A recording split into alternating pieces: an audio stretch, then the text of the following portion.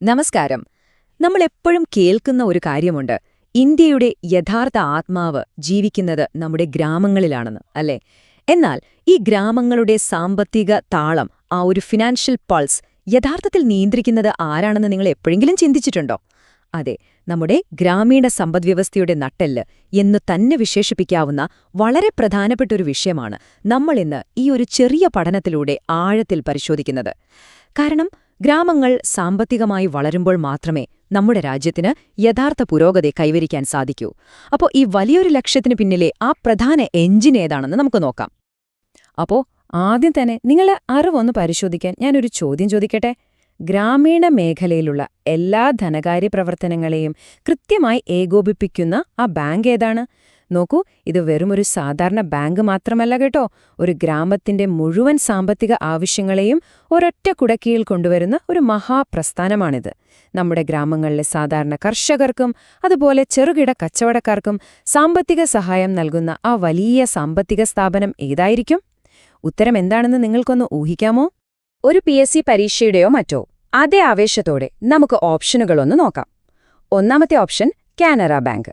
ഇനി രണ്ടാമത്തേത് നമ്മുടെ ഇന്ത്യയിലെ തന്നെ ഏറ്റവും വലിയ ബാങ്കായ സ്റ്റേറ്റ് ബാങ്ക് ഓഫ് ഇന്ത്യ. മൂന്നാമത്തേത് ഫെഡറൽ ബാങ്ക്. അതോ ഇനി നാലാമത്തെ ഓപ്ഷനായ ദേശീയ കാർഷിക ഗ്രാമീണ വികസന ബാങ്കാണോ? ഒന്ന് ആലോചിച്ചു നോക്കൂ. ഇതിൽ ഏതാണ് ഇന്ത്യയുടെ ഗ്രാമീണ മേഖലയുടെ സാമ്പത്തിക സിരകളിലേക്ക് രക്തം പമ്പ് ചെയ്യുന്ന ആ പ്രധാന കേന്ദ്രം? ശരിയായ ഉത്തരം നിങ്ങളുടെ മനസ്സിൽ ഇപ്പോൾ റെഡിയാണെന്ന് ഞാൻ വിശ്വസിക്കുന്നു.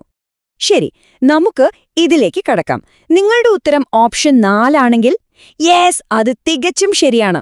അതെ, ദേശീയ കാർഷിക ഗ്രാമീണ വികസന ബാങ്ക്. ഇതൊരു സാധാരണ ബാങ്കല്ല, മറിച്ച് ഇന്ത്യയിലെ ഗ്രാമീണ മേഖലയുടെയും കൃഷിയുടെയും പുരോഗതിക്കായി രാപ്പകൽ പ്രവർത്തിക്കുന്ന ഏറ്റവും ഉന്നതമായ സാമ്പത്തിക സ്ഥാപനമാണിത്.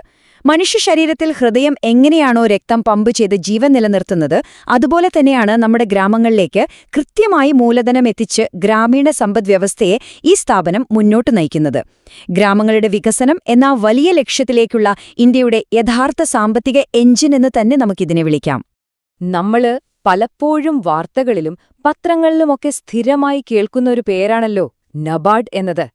National bank for agriculture and rural development എന്നതിന്റെ ചുരുക്കരൂപമാണിത്. ഇവിടെ നമ്മൾ ശരിക്കും ശ്രദ്ധിക്കേണ്ടത് ഈ പേരിൽ തന്നെയുള്ള ആ 2 വലിയ ആശയങ്ങളാണ്. ഒന്ന്, അഗ്രികൾച്ചർ അഥവാ കൃഷി, പിന്നെ റൂറൽ ഡെവലപ്മെന്റ് അഥവാ ഗ്രാമവികസനം. ഒന്ന് ചിന്തിച്ചു നോക്കൂ, വെറുതെ കൃഷി ചെയ്യാൻ വിത്തും വളവും മാത്രം കൊടുത്താൽ പോരാ.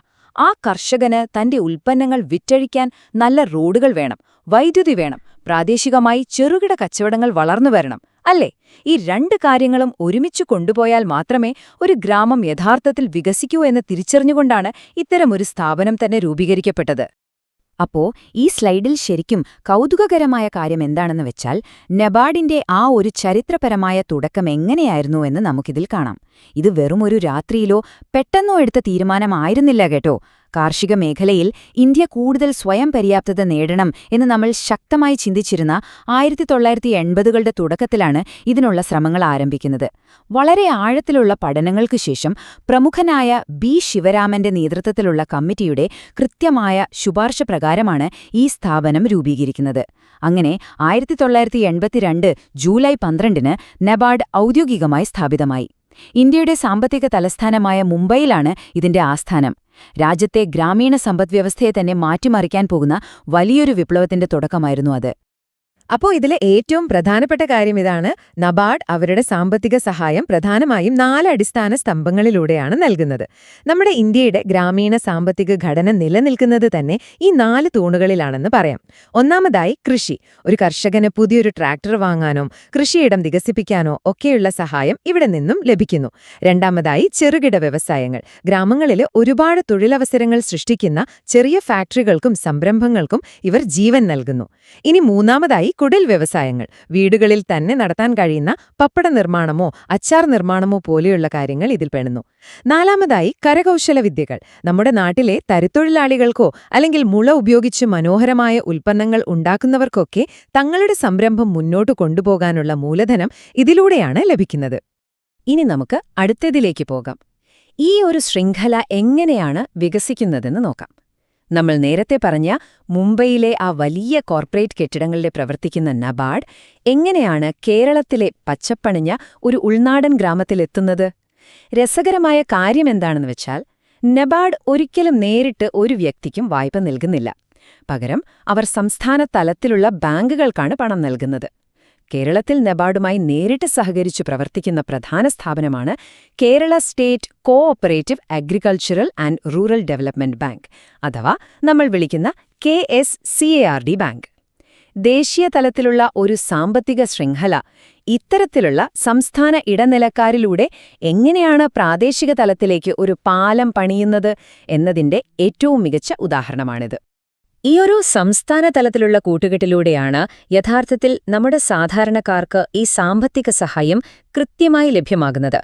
ഒന്നുകൂടി വ്യക്തമായി പറഞ്ഞാൽ, കേരളത്തിലെ ഒരു ഉൾനാടൻ ഗ്രാമത്തിൽ മരപ്പണി ചെയ്യുന്ന ഒരു കരകൗശല തൊഴിലാളിക്ക് പുതിയ പണിയായുധങ്ങൾ വാങ്ങണമെങ്കിലോ അല്ലെങ്കിൽ ഒരു കർഷകന് മികച്ച ഗുണനിലവാരമുള്ള വിത്തുകൾ വാങ്ങി കൃഷിയിറക്കണമെങ്കിലോ അവർക്ക് ധൈര്യമായി ആശ്രയിക്കാൻ കഴിയുന്നത് ഈ KSCARD ബാങ്ക് വഴി ലഭ്യമാകുന്ന കാർഷിക വായ്പകളെയും സ്വയം തൊഴിൽ പദ്ധതികളെയുമാണ്.